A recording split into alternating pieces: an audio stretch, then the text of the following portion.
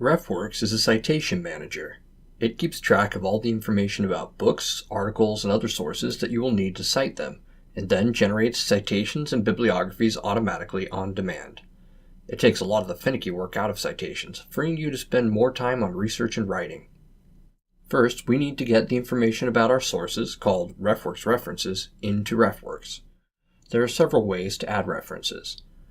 First, the manual way. Click this plus icon and choose Create New Reference. Choose the type of reference here: journal, book section such as a chapter, and so on. Start typing the title. RefWorks will automatically check all the references it knows about to see if it can guess what you're adding. If you see your source listed here, you can choose it, and RefWorks will automatically fill out the rest of the field for you. But always remember to proofread. Not every reference RefWorks suggests is accurate.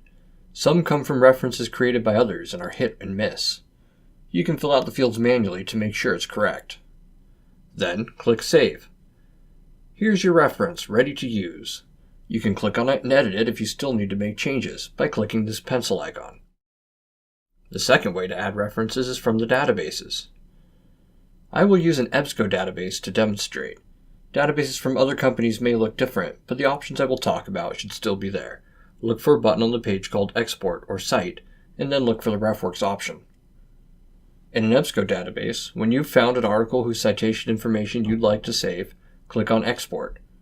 Direct Export to RefWorks is already selected for you. Just click Save.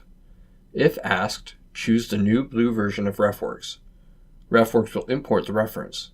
Click OK, and the document will show up in your last imported folder. A third way to get reference information into RefWorks is to use the Save to RefWorks bookmarklet. From the plus menu, choose the Save to RefWorks option. This will take you to a page explaining how to install this tool. Click Install Save to RefWorks.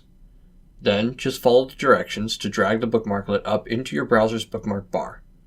If you don't see the bookmark bar, you can enable it within your browser's settings. In most databases, you can simply click this bookmarklet to import the citation information for the article you are viewing. The previous method was the database sending that information to RefWorks. This method is the reverse. RefWorks reaches into the database and scans for the citation information. It does a pretty good job, too. Look this over and check for errors, and then click Save to RefWorks. Click to go to RefWorks, and there it is in our last imported folder. There's one final way to add references to RefWorks, but we'll talk about that when we talk about full text in the next video.